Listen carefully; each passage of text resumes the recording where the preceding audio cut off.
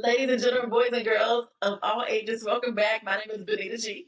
Welcome to the Education Concierge Podcast, Season 9. Look, I'm so excited. This season has been like really chill, but I've been bringing in guests who are really like gurus, heroes, mentors, the coaches of dismantling, of reimagining and disrupting. So I have on today Mary Rice-Boothe. She's going to come in and introduce herself so you know what we do, family. We go get our favorite drink, whatever it is, no judgment. Get your pen and something to write in to take down all of the notes, all of the nuggets, and then how you can connect with us to improve how you dismantle, disrupt, and reimagine. All right, let's go. Hello. Hey, welcome to Season 9 of the Education Podcast. Mary Rice-Boothe, thank you for joining us today. Thank you for having me. I appreciate it. All right, so this is what we do, how we bring everybody in. I'm a good old country girl from Lawrenceville, Virginia, 757 and 804. Shout out to y'all, Southside. And in the country, you know, you come in, you take your shoes off at the front door because we got red dirt. And you go, we do, just take your shoes off, put your slippers on, or barefoot or socks, whatever you need. Go in the hall to the guest bathroom and wash your hands. It is time to eat. We have already fixed your plate because you are the guest and it's your first time here. And we're going to bring you a cup of cold sweet tea, because unsweet tea is a blasphemy. I don't understand why people are making this. The girl asked me that the other day. I was at a nice restaurant. I just looked at her like, I'm sorry, what did you say? She was like, oh, sweet tea. I was like, yeah, girl. Okay, Yes. I'm a little chubby, but bring me that sweet tea. Okay, thanks. Judging me over the sweet tea. Bring me that sweet tea and some water. I fixed it the way I needed to be. It was too sweet plus some water in it. Thank you so much for joining us on Season 9 where we disrupt, dismantle, and reimagine. You are now family after this podcast episode, but you're already family to me. Doesn't matter. Tell us who you are, what you do, and your why. So my name is Mary Rice-Boothe. I'm currently the founder of Think360 Academy, which is a micro school opening up in Pflugerville, Texas this August. Woo, woo, woo.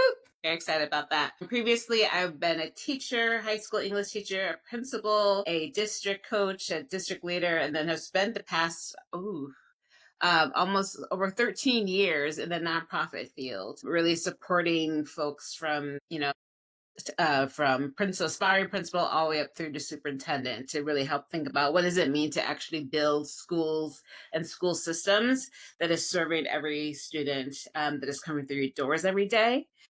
And that's my big why, but it kind of really drills down to the most important role that I feel like I play is I'm a mother. I'm a mom of two kids, my son and daughter, and just kind of recognizing and having to navigate the school systems for both of them and advocate for them. And as a person who's had all this background and all these degrees, it was still hard for me as a parent to advocate for my students and advocate for my kids. And so my why is always about how do I ensure that when my kids, if they decide to have their own kids and they need to navigate that school system, it is easier and it's better built for my grandkids than it was built for my kids.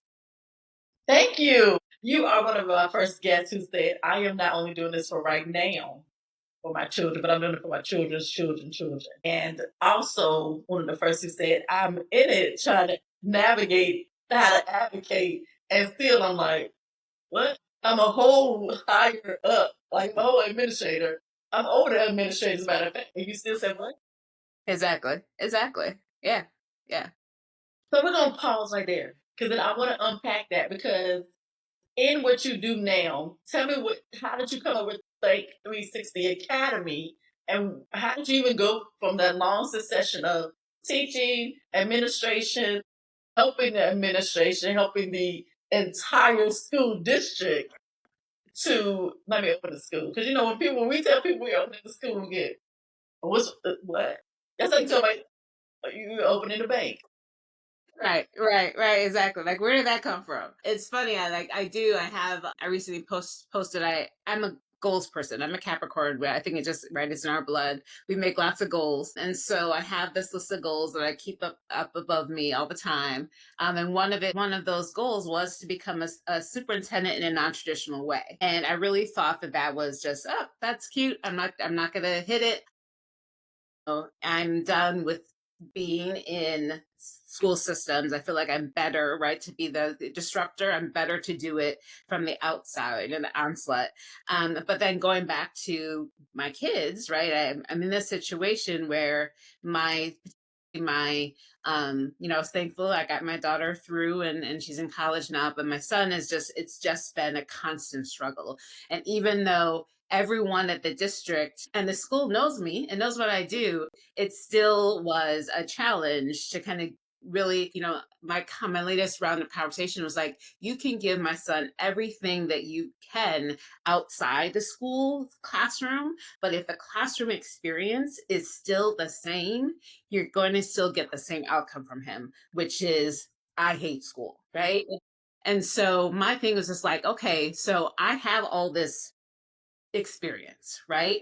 I have this goal that I have on this wall, and I have, the most important thing is I have my son who is struggling every single day to go to school and go to class. And so how do I bring all these things together? And it was like, I'm in Texas. We're in this changing moment in the approach to education here. There's a clear kind of goal that I would say that our politicians are trying to move towards in regards to school choice. However, no matter what their goal is, how do I use this moment in time to actually benefit the kids who need it the most? Why not? Right? Like, why not take what I've done for the past 25 years, this opportunity that's happening within my own home, and this opportunity that's happening at a state and national level, and make it work for us. So that's why I'm opening a school. That's why I'm opening a micro school. So tell us about your micro school. How is it? Because you just basically answered my next one. Like, what are you doing to disrupt and reimagine education? And that was great. I love you. So we're clapping. I was saying, what's the way you break it down? And many of us who are educators coming into the micro school, homeschool, hybrid hub world understand. Now you're here. What does it look like, and how is it reimagined? For the listeners who are still like, you're taking money away from schools. Like y'all know, I'm like, I'm not gonna debate you about that. The money is the money. Right. We don't have another pot. We all dipping. Yeah. Right. But and you said it like, now we have access. Yeah. To students, and what you said was really powerful. Like, I'm giving him all of these things as a parent, as the parents, as the guardians, as the community. But when they get into that classroom, like I have a couple of friends now that they're 3 to 5 year old Black male children don't want to get out of the car to go into the school. Like, they are literally fighting them. Yeah. And when I say that, it's one of them is at a private school. Yeah. At a public school. So before anybody says, "Oh, no, no," and when I say, I feel like amazing parents to me is you understand your child and you understand each child, because each child is different. Like I tell people all the time, I said, if you put my older sister, my brother, and I together, we all would have been at different schools. We just were raised in rural Virginia. You only have one choice. I would have been at a Montessori school. My brother would have been at a wilderness school. I was at a sports camp school. Or my sister, she was great in public school. She liked that structure. She liked that. Here it is. Don't talk to me. Leave me alone. Let me get it done. How is how is Think360 Academy going to reimagine education? Yep. First of all, it is for students who consider themselves neurodivergent, right? So students who recognize the fact that they think differently, right? And they approach things differently. And that is their actual, those are their assets. Those are what makes them unique, which makes them curious, which makes them, beautiful human beings. And so how do we actually tap into that skill? So that's number one that makes it different. It's really wrapped around for them. Number two is project based. And so again, people always talk about like elementary students don't necessarily don't have like really strong opinions. Well, maybe it's just a Booth thing, but my kids, I don't know what elementary school kids they've been around. right? Exactly. right? I think most opinionated. Right, exactly, right? So like how are we actually leveraging a student's interest and excitement and what drives them into the actual curriculum? And there is very, to me, it is not hard for me to take the Texas State standards, the TEKS, and align it to a child's interest, right? It doesn't matter like how you actually taking the time to do it, right? Mhm. And so I think the benefit, what excites me the most about the idea of micro schools is we have this idea of like IEPs, right? And everything is supposed to be individualized. But number one, I've sat on both sides of that table, right? As a parent and as administrator, and it's super easy to cut and paste those IEPs and not actually make them individualized and not actually follow them, right? So how do you create a space where there is actual personalization of education that is project based, that is made for a student, that it's okay. You don't have to sit at a desk for 6 hours a day and learn. It's okay for you to walk around the classroom.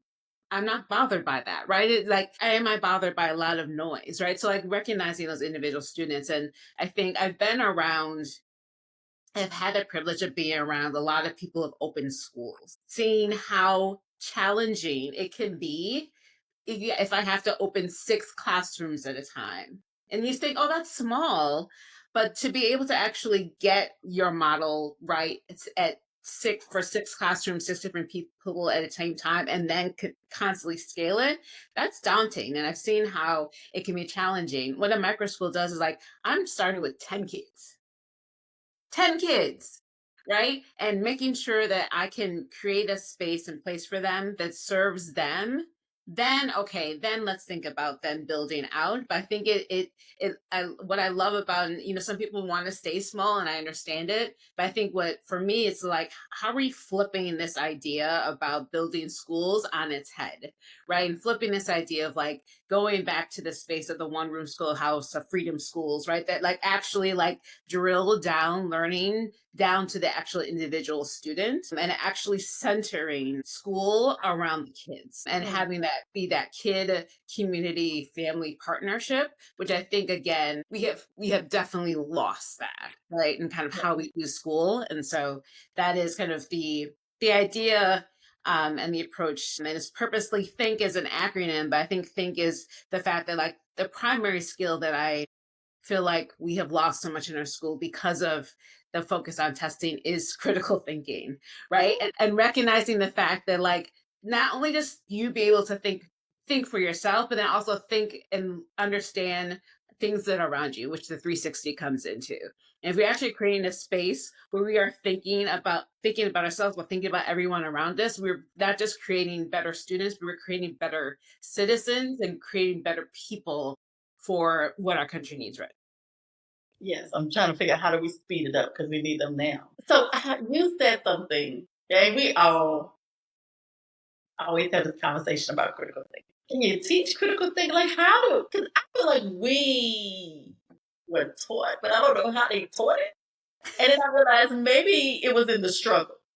We didn't have like our teachers were like, now it irritates me. I'm like, go look it up in the dictionary. I'm like, I'm looking up in the dictionary. I'm asking you how to spell it. But it was in that struggle that I was sounding it out. Yeah. It was in the struggle. Go ahead. Yeah, I mean, I think that's part of it. I think a lot of times when I talk about my school experience, I did a lot of things in spite of my teachers, right? Like I was a constantly like trying to prove them wrong, right? Which I think is kind of how I potentially gained the critical thinking. But when I think about how, look at my daughter now who's in college and how she has such a critical thinking mind is the fact of like I would constantly being like, okay, so this is the one, like, what's the perspective that actually is missing from what you just learned today? Like, whose voices did you actually not hear when you learned that thing? Like, she was like, we've been in Texas since her 5th grade. But like, you've learned Texas history every single year, but like, how many, like, whose perspective about Texas history are you learning? Right. And like, and is there a right answer to that? Right. And so I think there is I think there are structures to, particularly when I think about younger kids, we like to think that there's a right and wrong to everything, but actually there's a whole lot of gray, right? And just like having them think about like, is there a place in time where you may need to not follow the rules? Yes. Right? That's just building their critical thinking, right? And having them kind of think from different spaces. So I think there is a place and space to develop that skill. I think that unfortunately it's not always valued. And sometimes as educators, as teachers, when we are trying to get through things fast because we're on a track and a scope and sequence that we have to keep in, there isn't space to hear for there to be dissent, right? Or for there to be a different way of doing things or a different perspective. And I think that loss of that type of friction, and for people to be able to actually talk to each other, communicate about different perspectives in a way that's constructive and not destructive. I think that type of spaces we're losing that in our classrooms. Percent. And then when you were saying that, I was sitting there like, yeah, my teachers did. Like we had whole debates. Like you go to debate about it tomorrow, and you don't really. You come in and she'd be like, okay, you're going to debate. Why Shakespeare didn't put the women in the play, and you're going to debate why he didn't need them, and then and she'd give us like 15 minutes, and you over there with your little note card to your team, and trying to get it right. And you're right, there was never a real answer that I'll never forget. She was like, there's no right or wrong because something has already happened. Like, you can't go back and change it. And we were sitting there like, man. She was like, you won by understanding how to debate. Like, you won how to, go into the Shakespeare plays and pull it out. And so that's the part and we both know is not enough time. I tell parents all the time, I said, the reason we love project-based for homeschool, hybrid, micro schools is because as a teacher, I would want to go down the what do we call a rabbit hole. I want to go down the rabbit hole with my kids. Oh, let's talk about it. And I'm like, oh, they're going to be like, right. Tomorrow we got a double time because we're supposed to be doing pronouns, integers, all of the things on the sheet that I'm supposed to check. So you are correct. I love that. Okay, so now we're moving. We're here. We're getting ready to open the school. We have dismantled, disrupted in your own way. Come over here and you're like, you know what? Y'all playing in my face with my kid. Exactly. Let me shift and move. And in that, share the highlight of what you have seen and going through the process of opening your school, but also share the obstacles. Yeah. I think the highlight is talking to families and recognizing the fact that my experience with my son is not unique, unfortunately. Right? I would love to say that like I'm creating a school of one and no one else is going to be able to have this experience or is going to benefit from this experience. But I know, right, been talking to families that it unfortunately is too common of an experience. And, and I think the beauty of it is that families feel like, how can I tap into it as early as possible? So I initially just had like a very small range that I was going to focus into. And they're like, oh, wait a second, my child is 6 and they need it now. They need this now. Like, don't make them wait until they get to 3rd grade to be engaged. Like, I need this now. And I've also, I've just had a family reach out like, my child's 13. Like, is there some way for me to get in there? Recognizing the fact that it's meeting a need, it's meeting a moment, I think has been affirming, right, and confirming, but also like it's also kind of worrisome, right, to recognize the fact that our local school districts just don't have the range right now, right, to truly kind of create spaces for our students. And there's so much that a lot of times neurodiversity, especially for boys, kind of manifests itself in a behavioral issue, and it actually is not. And so they're just treated as a behavioral challenge versus like actually like, how do I actually stimulate them academically? So that I think is the benefit. I mean, I think the challenge of this is, we had this conversation before, like, this is an entrepreneurial experience, right? Like, I'm opening up a business, the business of school, right? And so there's so many different pieces to that, and kind of making sure that I'm paying attention to all of them at the same time is definitely a challenge, and wanting to make sure, my kind of belief around educators is like my number one goal is to do no harm, right? And so like I want to make sure that I'm creating a space in place and that parents know that I will do no harm to their children, and their children are going to be safe and secure and going to have a positive learning experience. So I think the weight of that, and wanting to make sure that I'm beholden myself to that, I think becomes it's definitely is a challenge. And I'm giving myself like, sometimes people get like 2 years to open something. I'm like, oh, I'm gonna do this in 6 to 9 months. Yeah. So we already know that we're very similar. When we go to the pool, we just jump in. And like, hey, I've seen other people do it and they were swimming. So I don't understand. Like, why are y'all yelling back here? You don't jump. I'm gonna go here and jump. And I jumped out of diving board, and that's like I'm gonna go. I'm gonna be like, and I'm doing the swan dive, and yes, and here I am. Right. But people don't realize, like, literally, that's how I learned how to swim. My dad just threw me in the pool. And he was like, you've been watching your sister and your cousin swim all your life. But that's the type of dad I had. But also, my daddy knew that he could do that with this child. Right. My brother was going to learn because I learned. He's behind me. So he's like, whatever she's doing, I'm going to do it. And I'm like, you're like 5 years younger. Got it. And he did. He's like, I got it. Learned how to swim. Went on about his way. But I know who you are. And I'm like, yeah. And in 6 to 9 months, we're going to be ready for the opening. And students will be entering. And we will have another discussion in a year from now because you're ready to scale and open another cohort, because that is what we do. Like, and things happen, like, life happens and things happen, but this is what we know, and it's in our heart to do this and to work in this section of education. Now, here's the controversial part. We have a part in here. Somebody the other day was like, I thought you were playing. No, called Controversial Corner. We don't talk about it. Unscripted, unfiltered, and unapologetic, because y'all, the guests don't know. They just know we have this corner, but they don't know what's in the corner. Okay. So here's my question to you. Do you ever feel caught in the middle where you are a public school advocate, but I'm also going to open up this micro school and you're going to have to pay to attend because it's a business?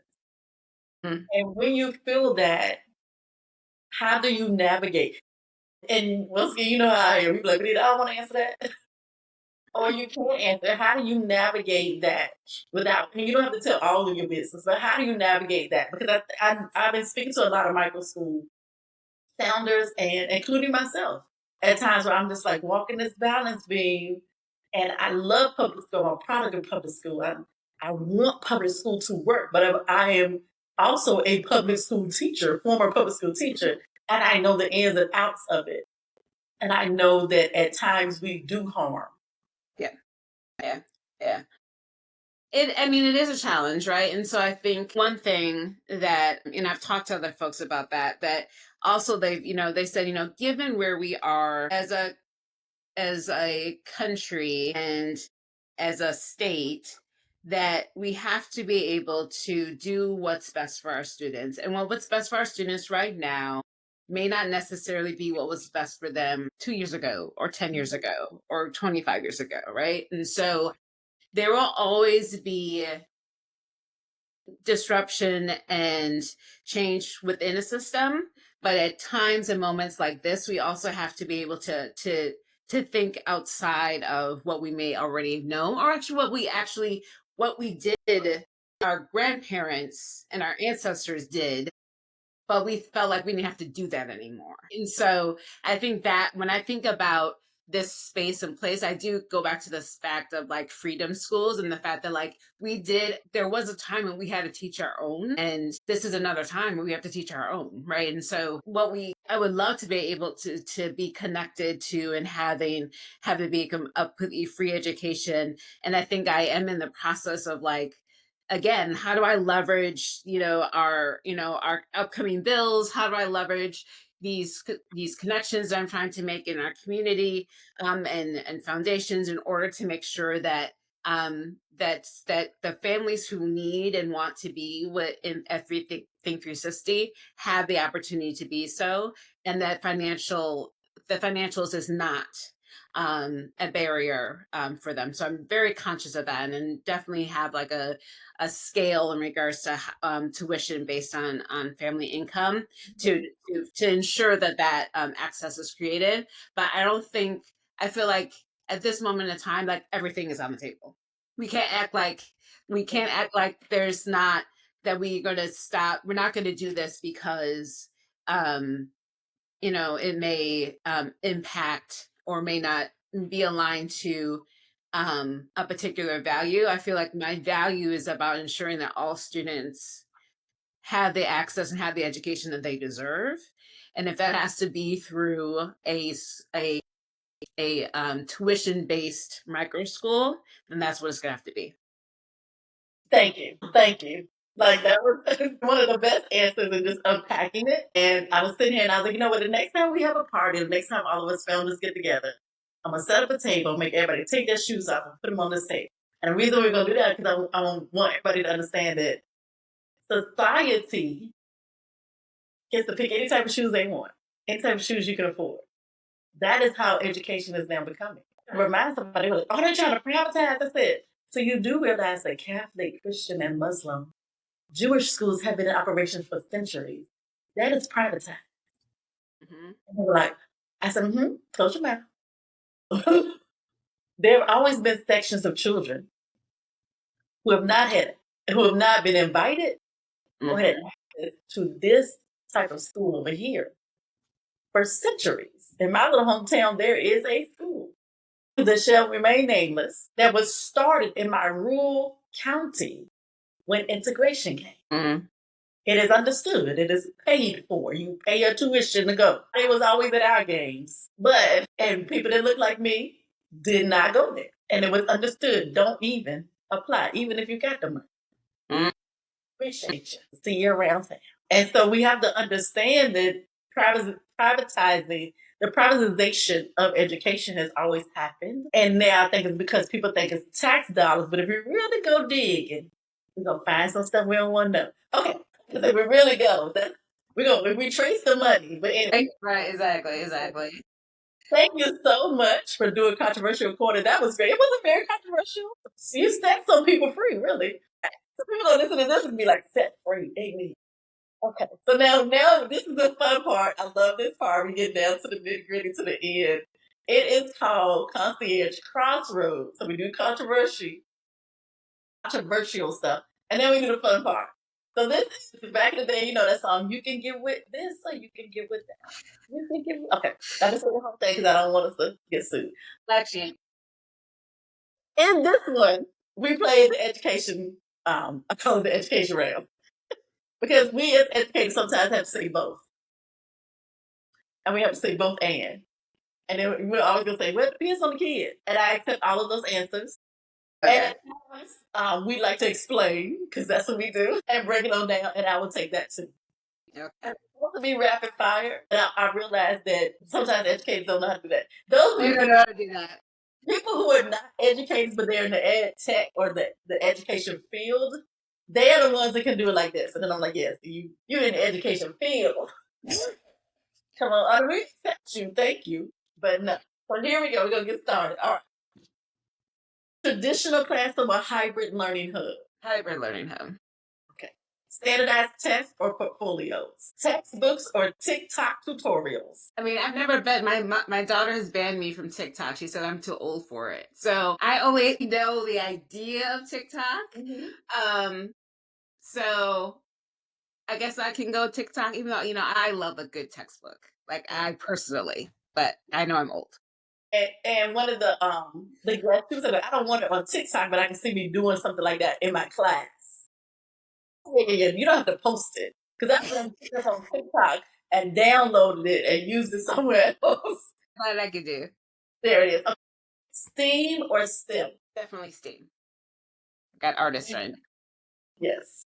Behavior charts or restorative circles? Definitely restorative circles. Mentorship or coaching? That's a hard one. I think it all depends on where you are in life. I think for me right now, I would say coaching. Global impact or local impact? I mean, I love me going to Ghana. I mean, I'm good. We're gonna say both because I know I'm gonna you. say both. Exactly. Both. And you saw it can be virtual now. They're doing a hybrid. I did. I said I did, but I'm like, I gotta go back. And I was like, I got too many. I'm gonna try to do a hybrid one this year. And Okay. then next year we're going to Sierra Leone. All So right. I'm trying to save up.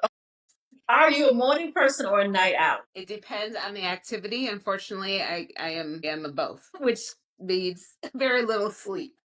Which one do you normally lean towards? Naturally. I think naturally I'm a night. Because naturally I'm a morning person. Like I'm a 5. Why? Why?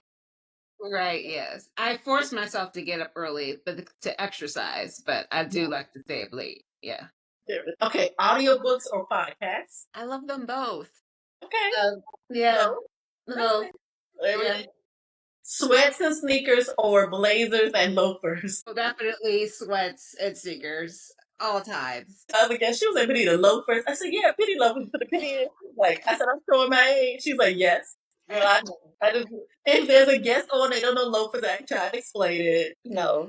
Yes, we must be the same age. I remember my penny loafers. Why my shoes off? Okay. Mm-mm. Thank you so much for playing that. That was amazing. Yes. Okay. So we're getting down to the bottom and the end of the episode. So this is the part where we say, can you do a call to action, which means what can you challenge our listeners to do to help reimagine education? And then tell us how we can connect with you. I mean, I think the idea of reimagine education sometimes, even in when we are being creative, we are just recycling what we already know and seen. So if you feel like my advice would be, even if you are feeling like kind of stuck, then I feel like there's actually a lot of historical context of how we get unstuck, right? So go back and look what's already been done decades ago and see kind of how they progress, but then also don't limit yourself to what education can look and sound like just because it's what I love it. Okay, and tell us how we can connect with you because we want to send my child to the micro school. I want to come tour the micro school when you have it up. I need to talk to you about neurodivergent because I think, but I'm not sure.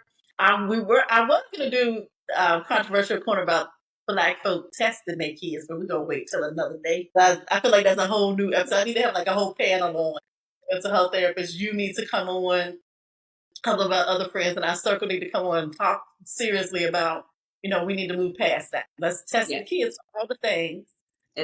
And see where we need to help them. And I feel like the stigma of mental health is being washed away slowly.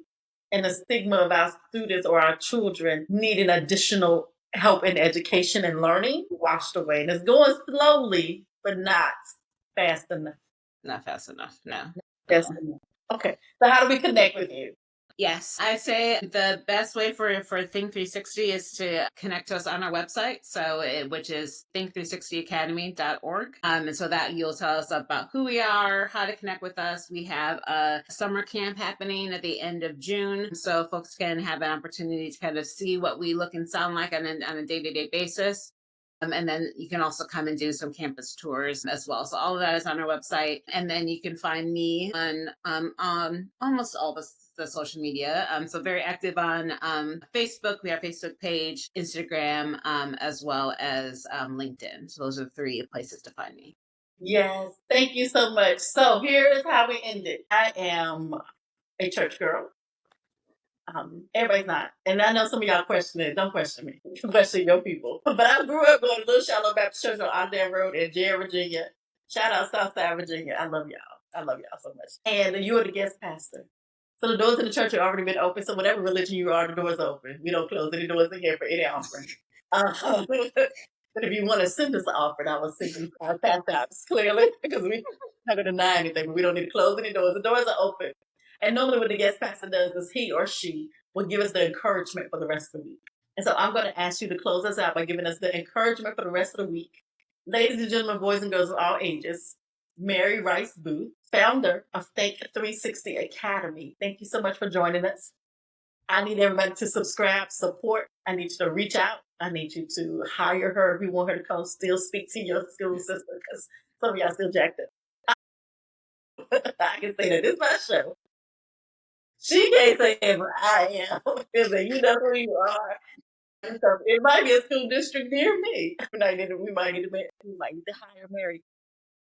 Thank you for listening. I hope you took notes. If not, you're going to replay it. You're going to share with your friends. And Mary, close us out. Yeah, I would say that, and we didn't talk a lot about this during our conversation, but I think the importance of, particularly at this moment, is that we don't have to do anything by ourselves. And so recognize the fact that you have a community of folks who have the same questions that you have, want to have the same purpose, are looking to really thinking about education and schooling differently, and ensure that you have folks that are in concert with you and that it can be supportive to each other.